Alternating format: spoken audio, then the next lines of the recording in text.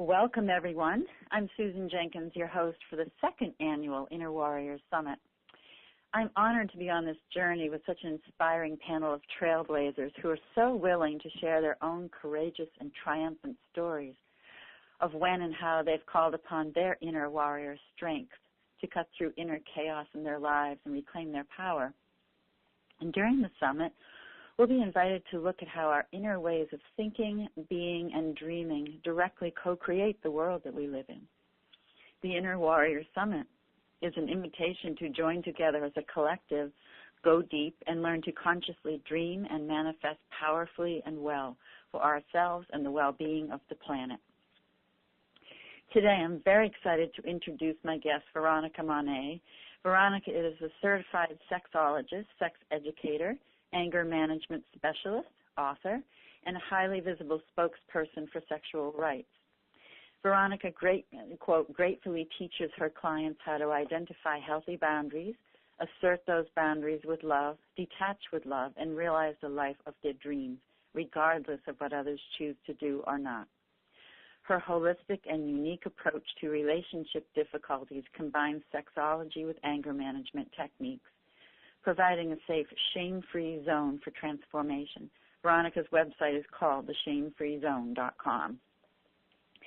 Well, since the Inner Warrior Summit is a place to heal and empower ourselves on all levels, it feels appropriate to be spending time shining the light on our bodies and our sexuality, a topic that often is hidden away in the shadows within our own bodies, psyches, and relationships. And, of course, this has a profound effect on how empowered we feel in all aspects of our lives. Veronica has dedicated her life to helping people heal and empower themselves in their bodies, be free, and live empowered lives with no shame or blame, what she calls the shame-free zone. Well, welcome, Veronica. I'm so excited to have you with me today. Oh, I'm really excited to be part of this Inner Warrior Summit. Woohoo! Woohoo! Well, Veronica, I'd like to begin by asking you to share some about yourself, your personal life, especially for those who don't yet know you. As a woman who certainly walks your talk and embodies your vision, is open with your sexuality and living your soul's purpose, I'd like to ask you to share how you came to be doing the work that you do in the world. You know, where did your journey begin? Was there like a liminal time or a turning point when things shifted for you in your life? Well, yes, there was actually. So I came from a very dysfunctional family. Very dysfunctional. My father was molesting both my sister and I, and he was physically and emotionally abusing our mother. So domestic violence and incest were kind of the staples of my childhood. And unfortunately, there's incest on both sides of the family. It's very, very entrenched. So it's just really sad legacy that was passed on from both sides of the family. And very, very religious families, both sides as well. So I was raised in a conservative Christian cult, and I really actually consider that to be part of how I was abused. It was oftentimes used to kind of support the abuses perpetrated by my father. So, and it was interesting actually to see how often my uncles who were pedophiles were hiding behind their holy Bible. So that was the soup I grew up in. And I didn't go to any public schooling until I went to college at the age of 18, because as part of that Christian cult, they were kind of against the establishment. They were against voting, against public schools, sex education, all of that. They were very, very anti-society. So I did finally go to college at the age of 18, and my father tried to talk me out of it. He told me I should stay home, get a real job, meet a nice guy, and have babies, because that's all I was going to do anyway. And that's not at all the life path that I chose. But I did leave home a very damaged person. So I took to drugs and alcohol to avoid suicidal ideation. I had been thinking about suicide since I was 11 years old, and my father started fondling my breasts. So that was just a really, really painful path. And when I discovered drugs and alcohol, I finally found a reason not to commit suicide. And that became my medicine, the thing that literally saved my life was drugs and alcohol. But that's a short-term fix for a long-term problem. And I ended up getting sober when I was 25 because my life had gone downhill so quickly and so dramatically. I ended up graduating from college. I graduated with honors. I was a campus tutor. I tutored English. So academics was never an issue for me. But life certainly was. And I went into a job for a telecommunications firm, and everybody at the telecommunications company that I worked for drank and used drugs very heavily. So it was normalized, and it was the 80s. It was 1982 when I graduated from college. So those sort of things, people didn't even think cocaine was an addictive substance at that time. It was really silly. But we were going through that phase, and I was heavy into cocaine for about 2 years and ended up getting a DUI, got arrested a couple of times. There was domestic violence between me and my fiance, and it was just like one disaster after another. I totaled my car. I got kicked out of a bar. I finally reached this point where the drugs and alcohol were not keeping those suicidal thoughts at bay anymore. And on September 4th, 1985, I woke up and I realized that I didn't want to get up and go to the bathroom because I'd have to look at myself in the mirror. We had big mirrors in there. It was almost unavoidable that you'd see yourself. And I knew that I just didn't feel like I had a soul anymore. So I rolled over and I said a little prayer, which was not my way. I wasn't really praying at this particular time in my life, but I just prayed, please let me die. That's what I wanted. I just wanted to die. And instead I had two very life-changing dreams. If I told you the dreams, it would not make any sense how that could possibly change my life. But for me, they pushed into some places that were really activated towards change. One dream was about how I was hurting myself. The other dream was about how I was hurting people that I love. And unbelievably, I woke up, fell to my knees in prayer, and asked to get sober. And that was my spiritual awakening. That was the day I got sober, and it's been almost 30 years now. Wow. Congratulations. Yeah. Thank you. Yeah. That was a big change. Big change, and it just set my life on a completely different path. So the life that I'm leading now and have been for the last 3 decades has been nothing short of miraculous. Just a beautiful, beautiful life. It was amazing. Right after I got sober, somebody offered me my own television show, and I started interviewing people. I became the associate producer, and I taught other people how to do television, and that lasted for about 5.5 years. It was not a paying position. It was on community access, but it really helped me develop my media skills. And I had a little newspaper column, and all this while I was working a desk job for a computer company. And I ended up going into radio, actually, as a marketing representative. And after that, I broke into the sex industry, which is really just a very controversial and kind of shocking turn of events for a lot of people because my life was becoming more spiritual, and yet I chose to do something that a lot of people associate with something that's far from spirituality. But that wasn't the case for me. It was very integral to my spiritual path, and really has helped shape who I am today, who is somebody as a sexologist and a relationship coach who believes that our relationship to sex, if it's transformed into something that is shame-free and hopefully married to our spiritual path, that it can have transformative value that's beyond a lot of people's imagination. I see a lot of people who are living in what I call sexual ghettos. They have rich lives around their health and nutrition. They have rich lives around their exercise or yoga practice. They have rich lives around family and marriage and commitment. They have rich lives around perhaps church or some other spiritual path, and yet no connection to their sexuality. It lives off in this corner by itself. And I'm really on a mission to change that for people. Mhm. Wow. Yeah. So I'm quite curious to know how, you just mentioned, you talked about your profession,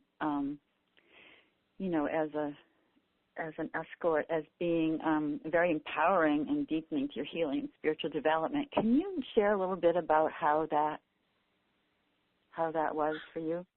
Well, there is this ancient concept, a couple of ancient concepts, actually. One is around sacred sexuality, and the other one's around ancient sacred prostitution.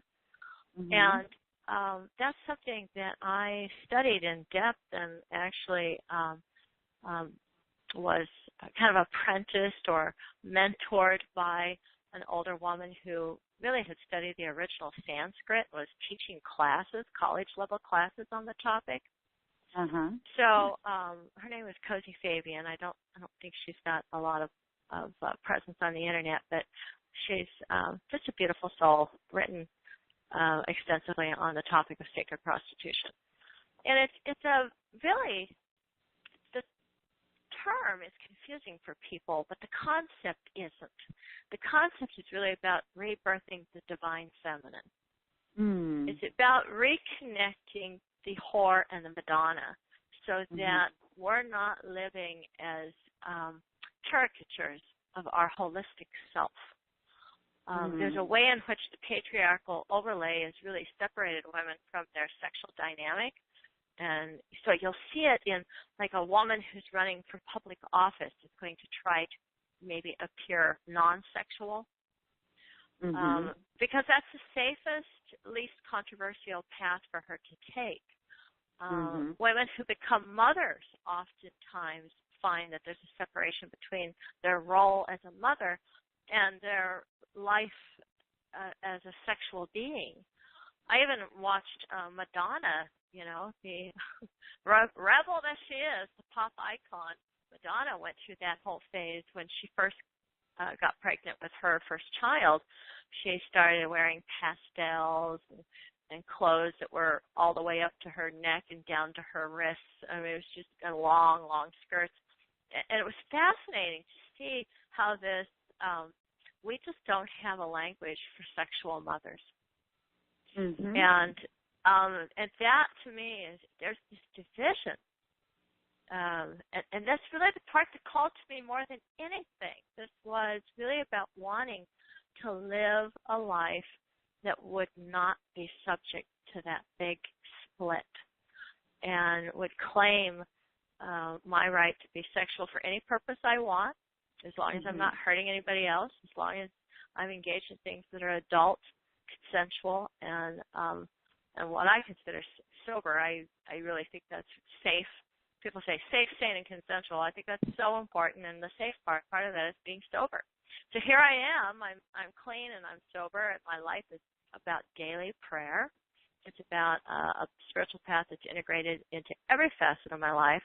So when I took up escorting as a profession, I never did it in a way that was just to get money, and it certainly wasn't about supporting an addiction, because I wasn't actively addicted to anything at that time. Yeah. Nor am I today. So it was really about my feminist politics and my spiritual path. And I basically started off having quite a bit of contempt for men, because I had felt like I had hit that glass ceiling, and it really bumped my head in a hard way. And this seemed like the only industry where women actually could make more money than men. So that appealed to me that way. But because I started learning about sacred prostitution, I really found that some of the animosity that I had towards men was not well placed. It was misguided. I discovered that we're all, both men and women, really victims of a system which separates us from ourselves. So while women are being shamed away from their sexuality in a lot of ways, men are shamed away from anything in them that might resemble femininity. So when working as an escort, I saw this other side of men that nobody else gets to see. Very, very vulnerable, prone to crying, desirous of cuddling and kissing, just all these little boys who showed up in $3,000 suits and parked the fancy $50,000 car outside, but when they walked into my office, they were about 4. Just very, very innocent little souls. And it was hard to keep stereotyping them, and I fell in love with men. I ended up marrying a man, not a client, but I married a man that I was really shocked because I thought I was heading the direction of becoming a lesbian at this point in my life.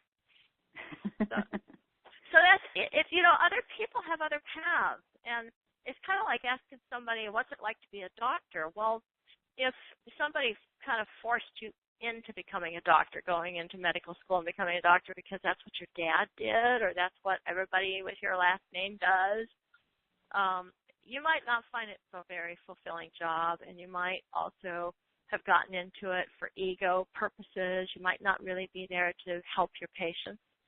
And yet there are some beautiful souls who really go into being a doctor because they want to make a difference, a positive difference in the world.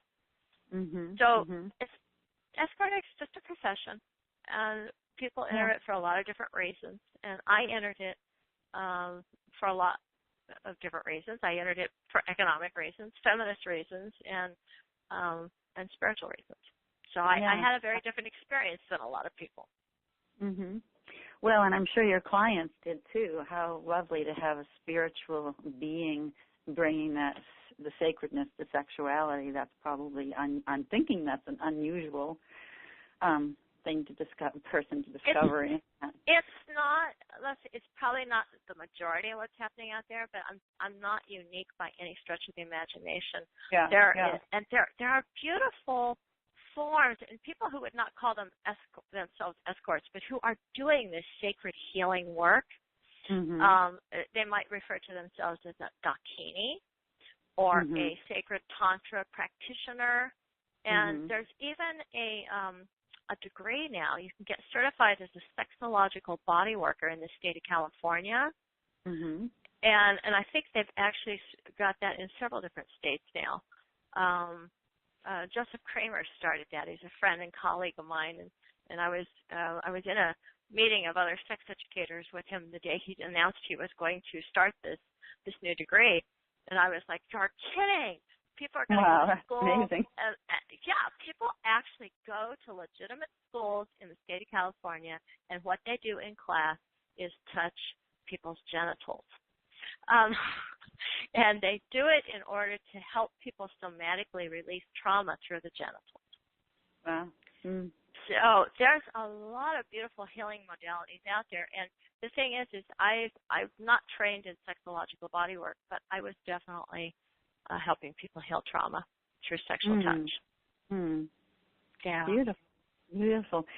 Well, I'm just imagining in that work that you well, obviously you learn a lot about human nature and, just this kinds of stories that people carry in their bodies and the blocks and all of that. And I think in reading about your work, it's eventually has brought you to doing relationship work with people. It's like, wow, this is just something that I want to continue on with. Can you talk about that?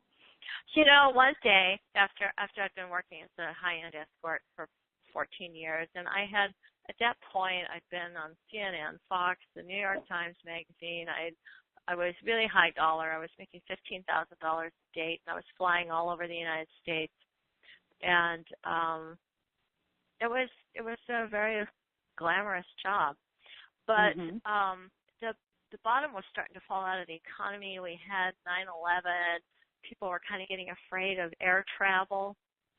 And I had a client was going to fly me to Kobe, Japan, but had to cancel that at the last minute because everybody just, they were kind of paranoid after 9/11.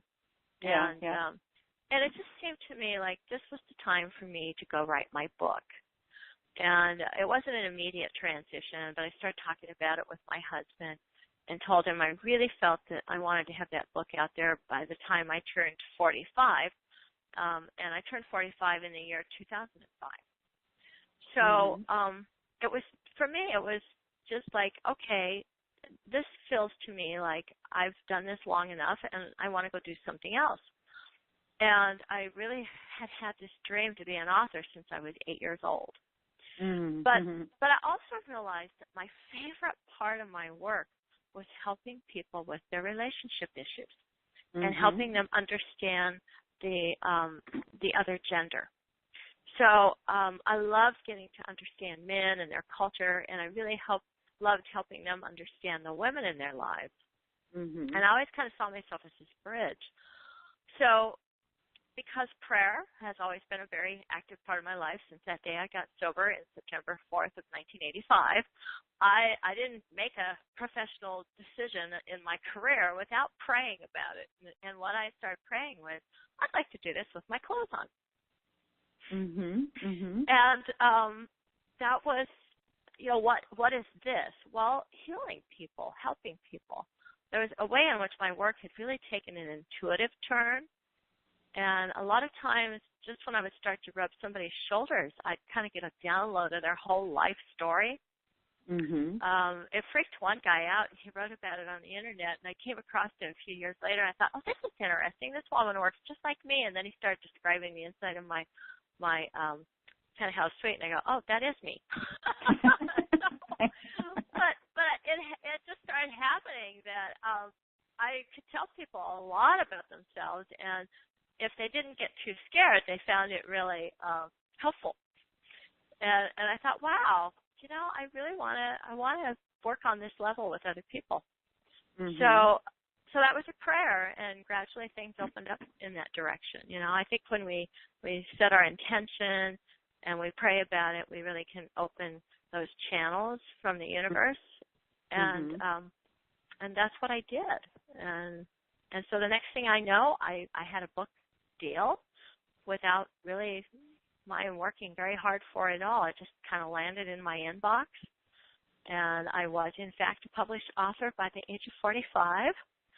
What's the name of that book for the listeners? It's called Sex Secrets of Escorts. And the publisher wanted a sex manual, which was not what I wanted to write. What I wanted to write was the truth about men. And my agent tried to shop that for a year, and when I got the offer for the sex manual, she said, take it. That's what they want from you. So I ended up burying the truth about men into the sex manual. So if you read the book, it's a lot more than a sex manual. And I personally wouldn't even, if you're just wanting a sex manual, Sherry Winston's The Anatomy of Women's Arousal, the best sex manual ever written.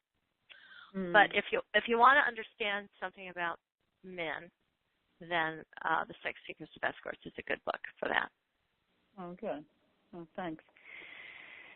So, Veronica, in your relationship work, what are the 3 biggest relationship myths that you talk about? Yeah, it's really interesting and sad to me that a lot of couples think that men and women can't understand each other. And I think that there is a way in which, no offense to John Gray, we do some of the same webinars together, but I think the book, just the book title, there's a lot of people who didn't even read the book, but Men Are From Mars, Women Are From Venus. Yeah. It really was harmful to a lot of people because they just got into this mode of kind of throwing their hands up and going, hey, you're from another planet, I'll never understand you. Mhm. And that's certainly not my experience, and it's not what I bring to my clients. You know, I think that the truth is that men and women share a lot more feelings than differences. I think that if you get down to the feelings, you're going to find actually there's a lot that's almost identical between men and women. Mm-hmm. But what's over the top is different communication styles, different body language styles, and different coping mechanisms, and even different ways that couples get angry. So, for instance, let's say she is trying to share her feelings and he's looking away while she's talking. She could feel like he's not paying attention. He might think that he's being non-confrontive. That male culture tends to not look directly into the eyes because it's considered a challenge, whereas female culture really is all about secret sharing. Now, this has nothing to do with men and women feeling different, wanting different things. It's just we were raised in different countries. So I like to teach my clients that they should get the same kind of curiosity about each other's country of origin that they would if they were traveling to a foreign country. You know, I'm headed to Taiwan this fall. I want to know what their culture's like. I want to know what the taboos are. I want to know, you know, what's popular, what's not popular. I don't want to walk in and you know, offend or miscommunicate or be misunderstood. Same thing when I went to Papua New Guinea with my husband. We took a scuba diving trip there years ago. That's a very, very different culture. It's one that saw its first white settler in the 1950s. It was the last spot on planet Earth to be settled by Europeans. And consequently, it's just a very, very different place on planet Earth. And if you don't understand the culture, you're going to get hurt and you're going to piss off a lot of people. So why not get curious? Why not find out what it's like for the other one? Not, you know, instead of assuming that there's this way in which we cannot communicate with each other. You know, the other myth that I think people ascribe to is that as a healthy relationship, quote unquote, matures, that it's going to go from what a lot of people consider hot sex to something which is more satisfying in the emotional connection. So in other words, you're supposed to anticipate kind of a trade-off. You're going to get 2 years of this hormonal cocktail where the sex is off the charts and it's amazing and it blows your mind. And then at 2 years, you're going to kind of wake up out of your drug-induced coma. And you know, it's not about it's about the drugs the body produces. It produces a lot of things: oxytocin, vasopressin, dopamine. And so the body's kind of bathed in like this heroin high. And so when that wears off 2 years into the relationship, look out, because your partner is going to suddenly be a lot more stupid than you thought, and the sex is going to die down. You know, you'll still have it, but not as frequently, and it won't be nearly as exciting. But you can take heart because the relationship is now maturing into something more meaningful for the long term. And a lot of therapists and coaches are trying to sell this stuff to their clients. And it just makes me furious. Interesting, yeah. And I was married to my husband, my first husband, for 15 years. I've been with my current partner for 5 years. I could tell you that although I was married to my first husband for 15 years, we were actually together for 30 years. Wow. And I have no clue what people are talking about as far as sex losing its hotness. I don't even know what they're talking about. It hasn't been my path. And so that's what I share with my clients. I thought, okay, well, why am I having such a totally different experience from the rest of the world? I mean, to me, even when my husband and I got a divorce, we actually continued to date each other because the sex was too good. We didn't want to lose that. So it is true that eventually the sex became less meaningful and satisfying, but that was because we grew apart emotionally. Mm-hmm.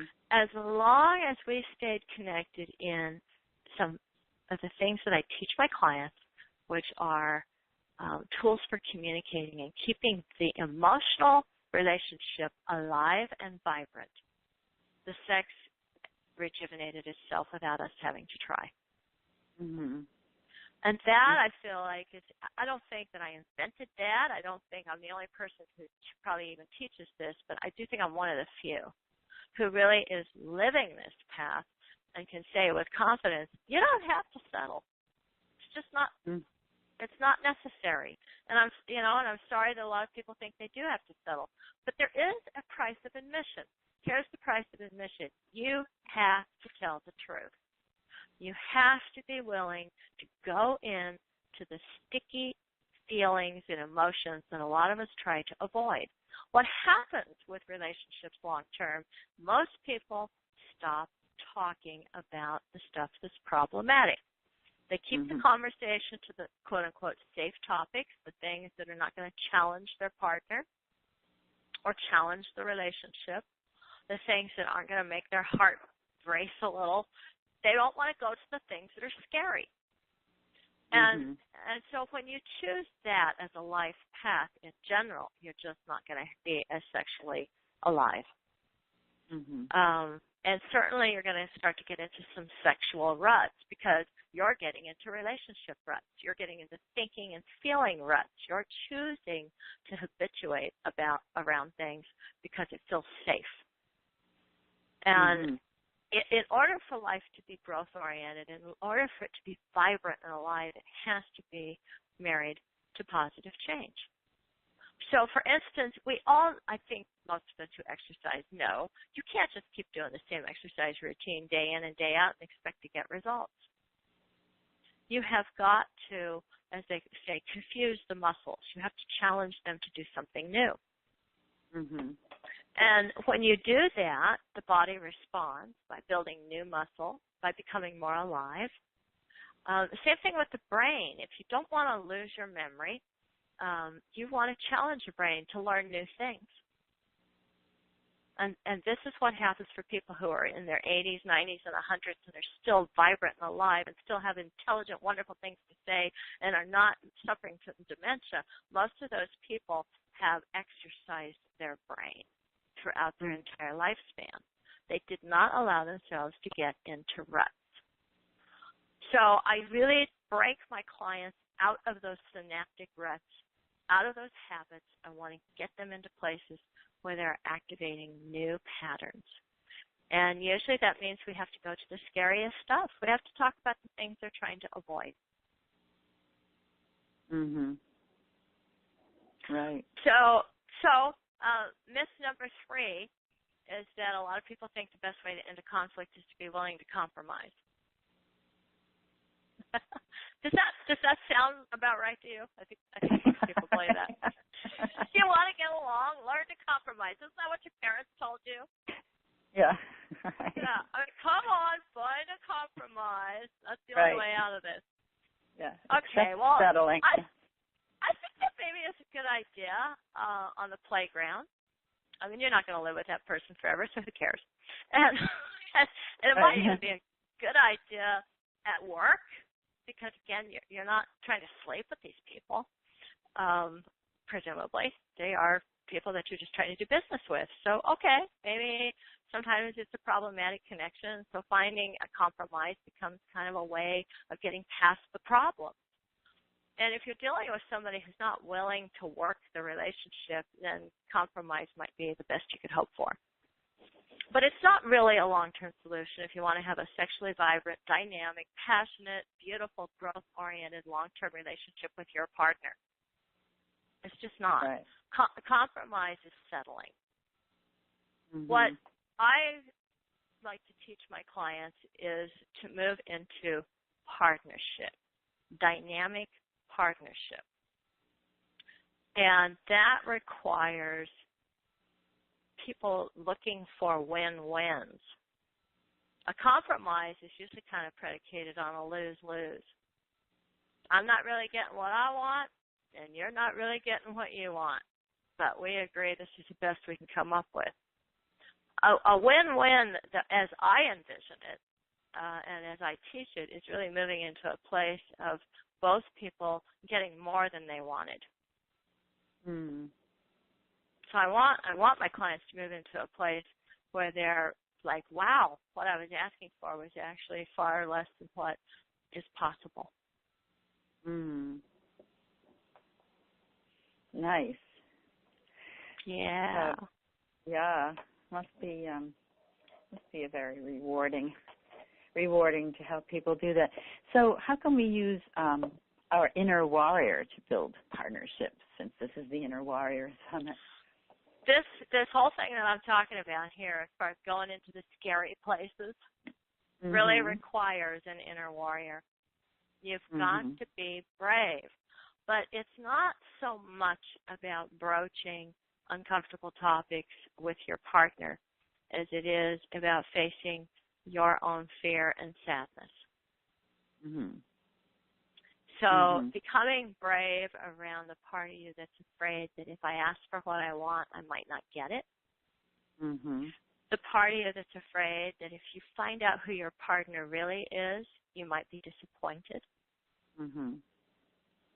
The part of you that feels I'm maybe kind of deflated in life because there's been other times you've tried and things haven't worked out, whether it was with this partner, another partner, or something else entirely. You know, it could be a pattern from your childhood that you just wanted to achieve certain things as a kid or a young person, and because you didn't experience success in those attempts, now you're kind of afraid of failure.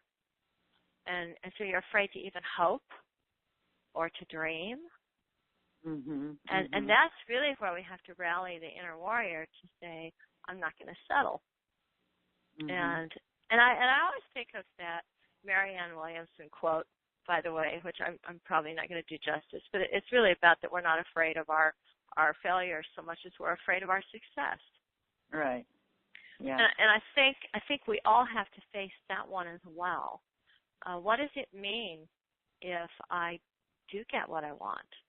How would that affect my vision of myself? How would that affect my self-esteem? How would that affect my relationships with others?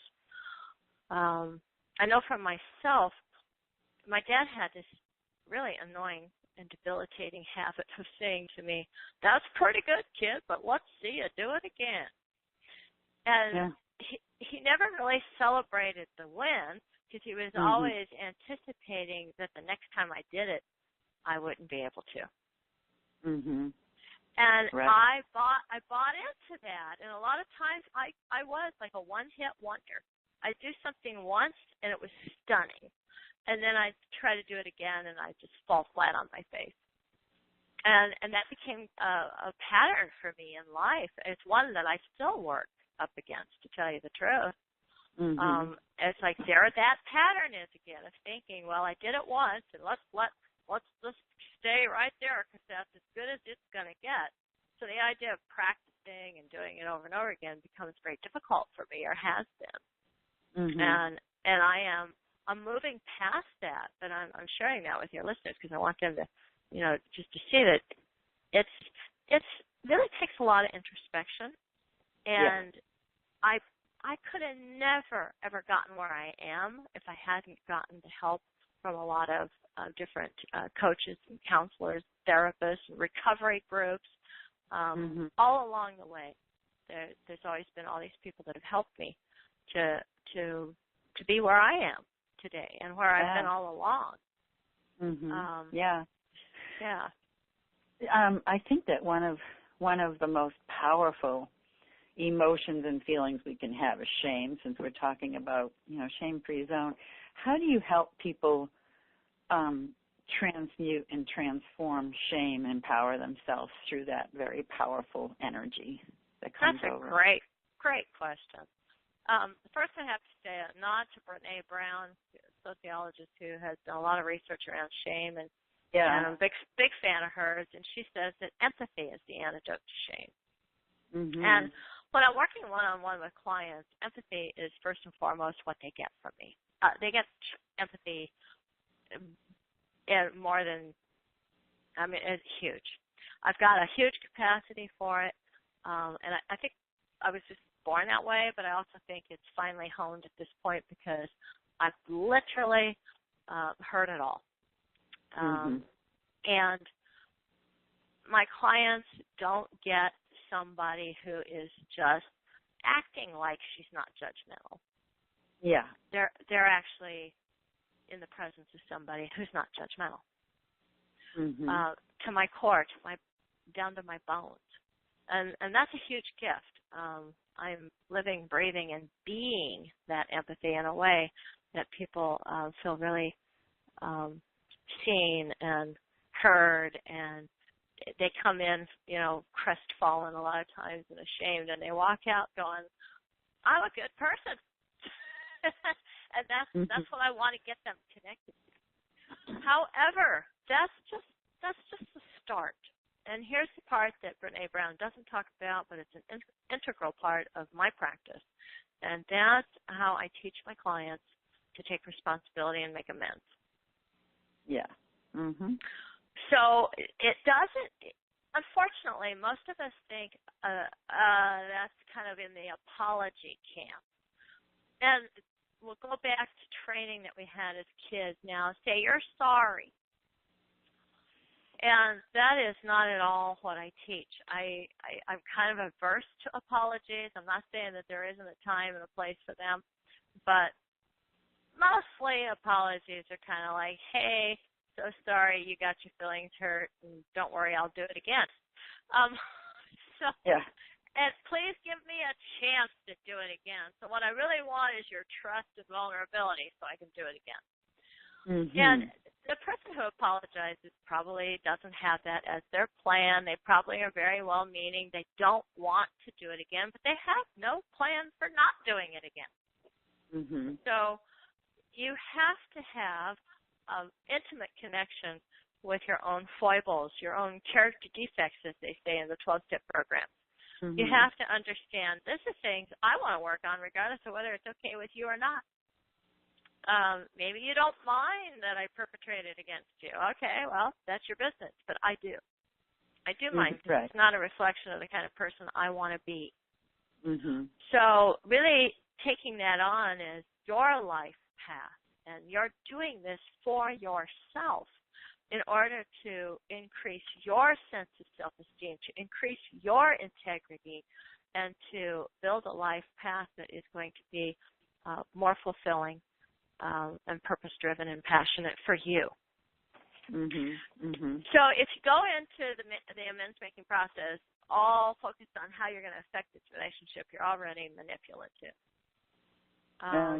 Right. You've got to be in a place where it doesn't really matter whether this person accepts the amends or not. You offer it with as much love as possible, and you want to bring your own empathy to bear, and that's really what the amends process is all about, a huge dose of empathy for what you put this person through.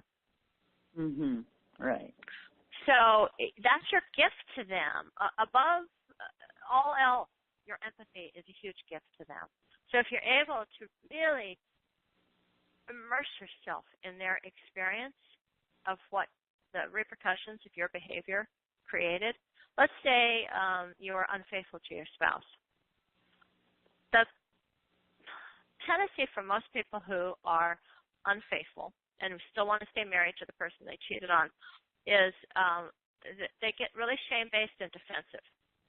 So they oscillate between apology. Oh, I'm sorry. I'll never do it again. I'll never do it again. I don't deserve you. Please stay with me. Don't leave me. To Are we talking about this again? I already apologized. I thought we were through. Why is you still bothering? I don't want to talk about this anymore. I'm done. I want to move forward. Yeah. Okay, so neither one of these serves the person that you harmed, nor does it serve you, nor does it serve the relationship. Right. Mm. What you want to do is, first of all, take the time to put yourself in the other person's shoes and go, wow, had I been you, this is how I would have felt. And I'd love to know if this is how you felt. Please, I'm giving you the opportunity to tell me in detail how it feels, and let me really get it. I want to get your movie. This is something that my partner and I practice, sharing our movies.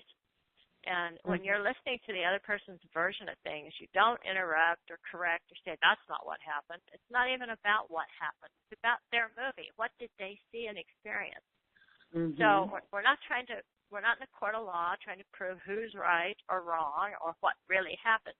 I always tell couples, when you come home, there should not be any facts, just feelings. So leave the facts at the door. I love facts. I write about them in my blog, and I debate them on television, but don't bring them home. Home should be about feelings. I feel this. What do you feel? So that's the first step towards an amends, and then you want to have a plan of action for why you're not going to do it again. So if you were unfaithful, what's going to prevent you from doing that again? You have to really understand the anatomy of your infidelity. What drove you to it in the first place? If you don't understand that, then your apology, your amends, is really worth nothing. So really making yourself familiar with what are the dynamics in this relationship, and if it has something to do with your relationship with your partner, and it's not just something about you, and it's usually kind of a combination of those things, you do want to share that with your partner, that here's what was happening in our relationship that wasn't working for me. This is what I should have done. I should have talked to you about this instead of going in and having an affair. So it's that kind. This is what people can really take this to the bank. This is something they can say, wow, okay, I could depend on this. I really get where you're coming from. I get why you did what you did. It helps me see you as a human being again. It helps me have empathy for you and relate to you. I feel more connected to you, and I'm less frightened. Less frightened, yeah. Yeah, because, most people who are cheated on want to know what they did. What did I do wrong? Or worse, am I wrong?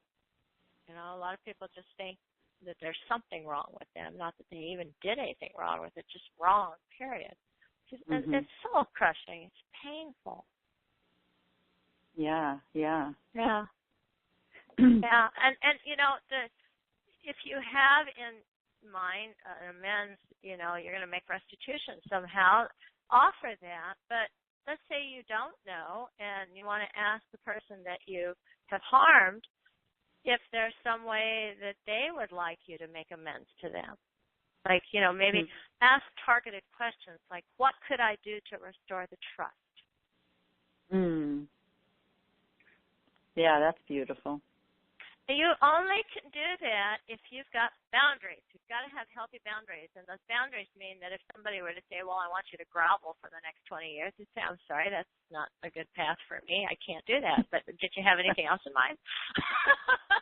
Right. Try something else, okay.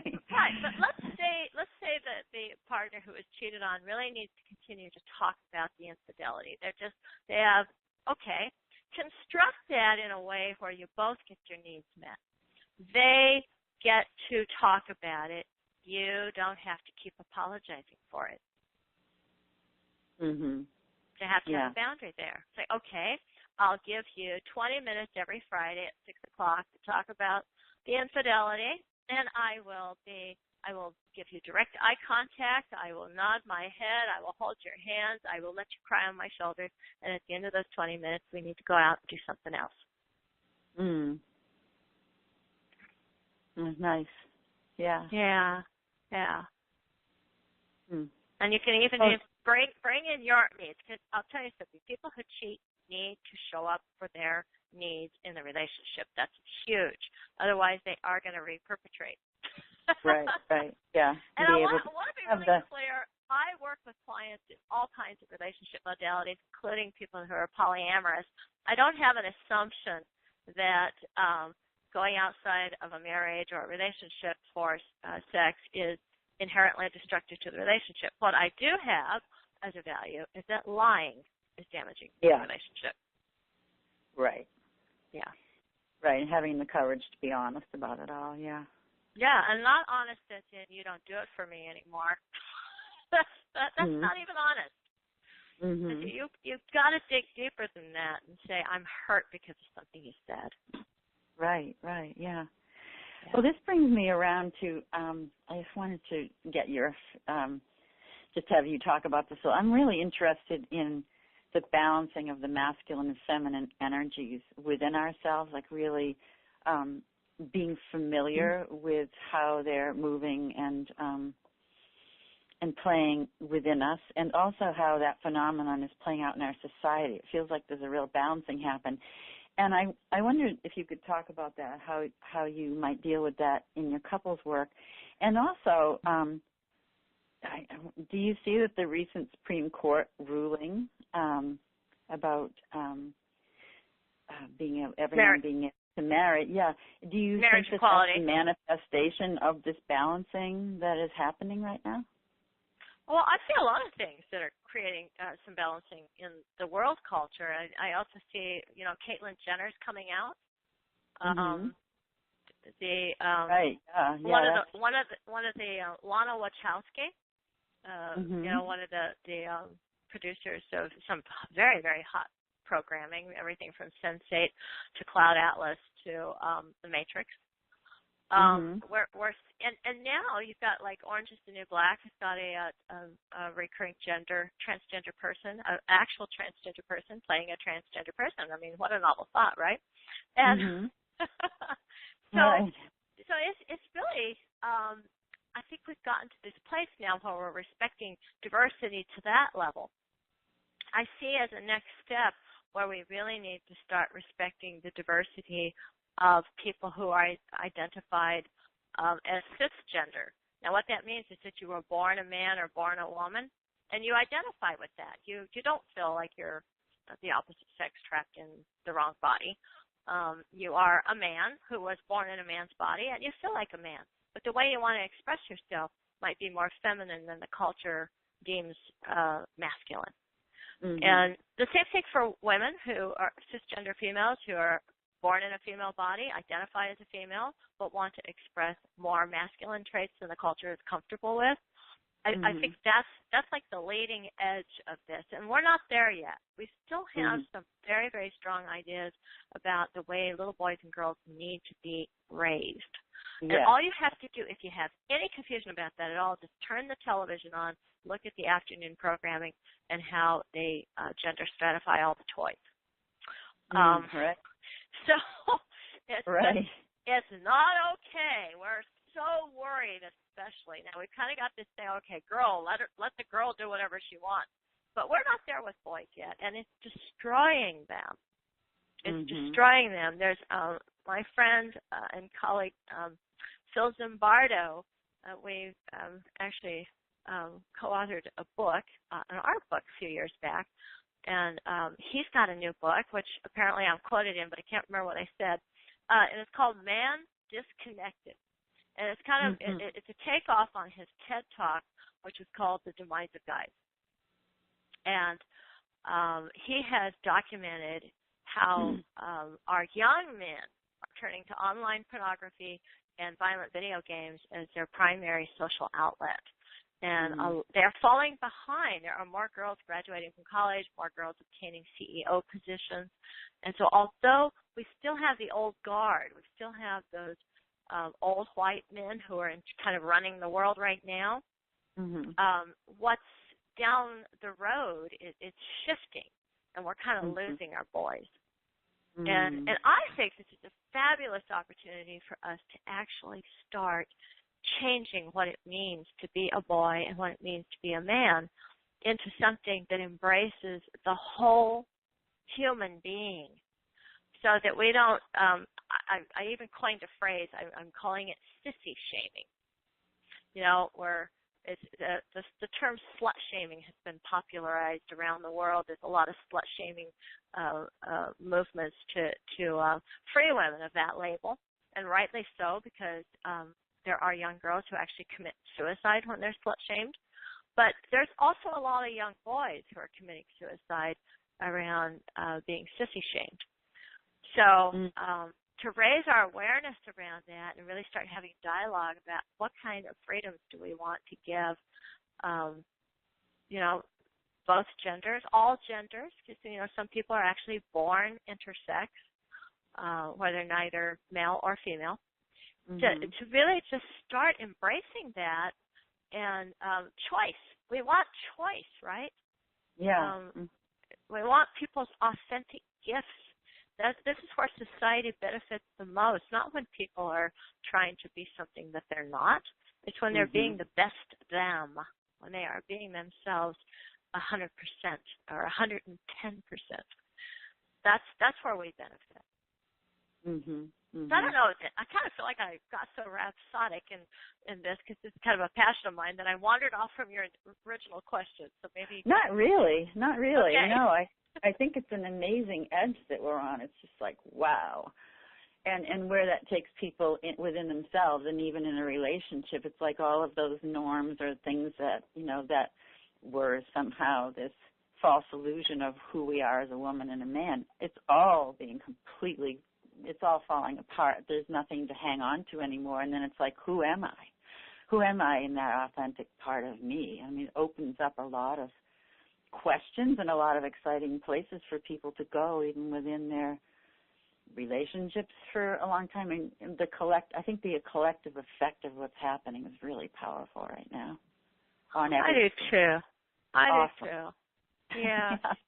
Yes, it is. I think on some level, and the internet may be a really big part of this. I don't know for sure, but it just feels to me like people are becoming a little more intuitive.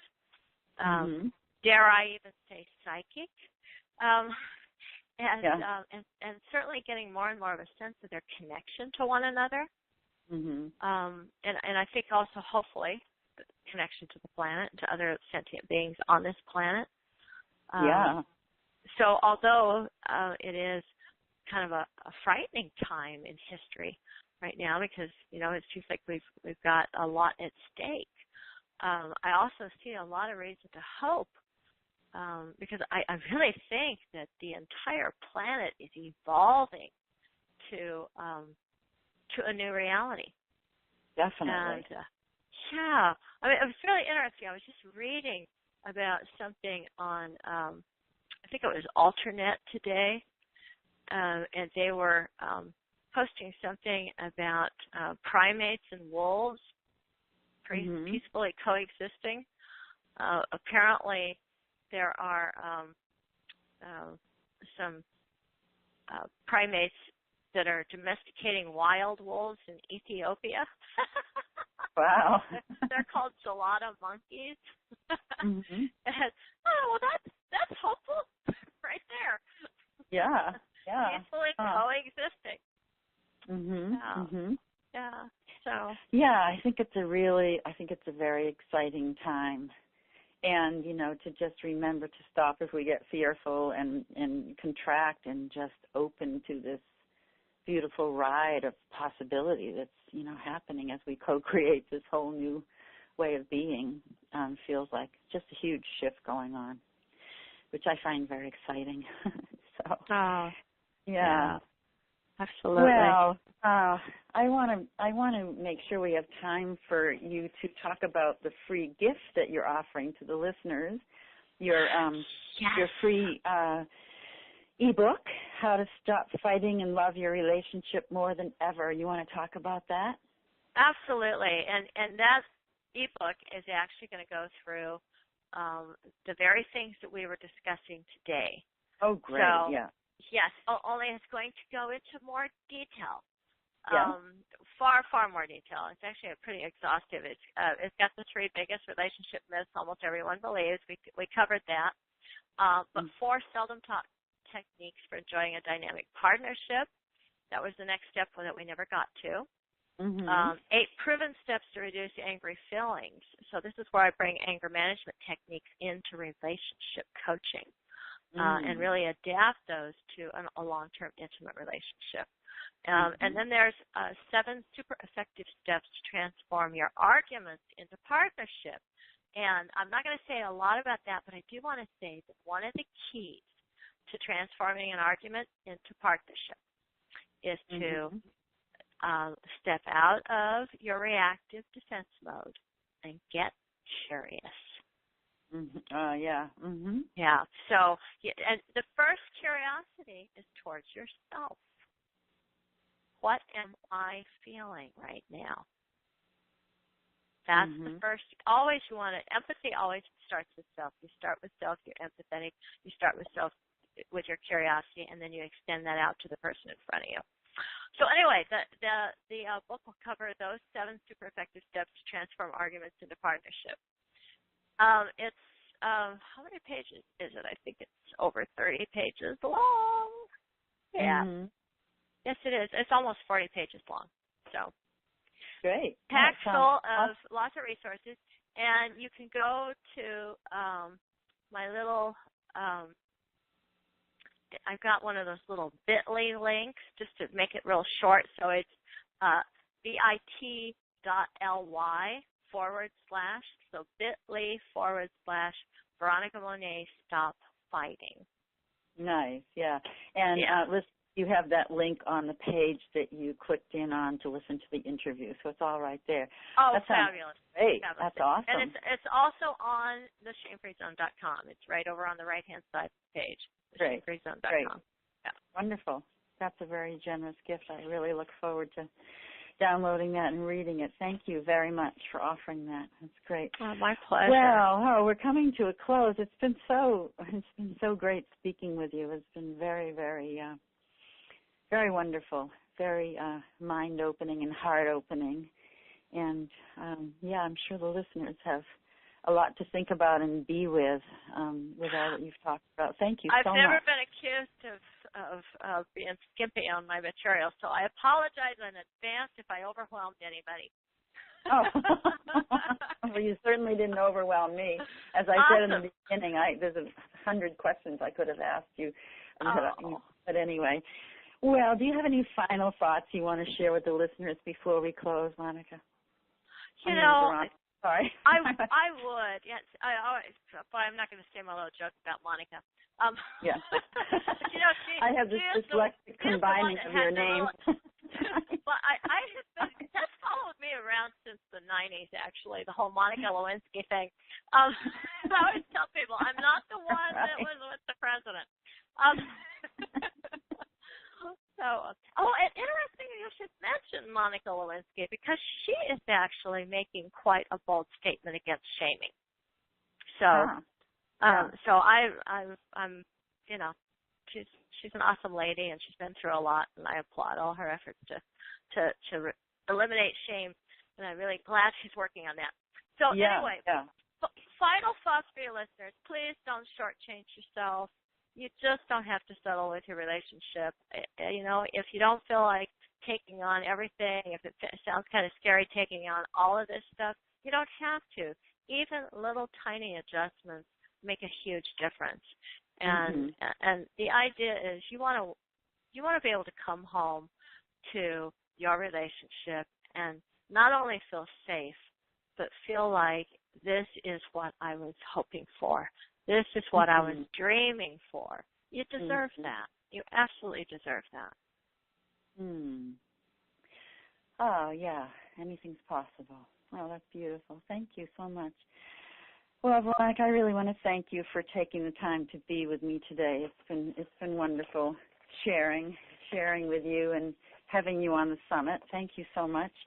And I also want to thank all the listeners for joining us today on the Inner Warrior Summit, and please come back to hear more inspiring interviews.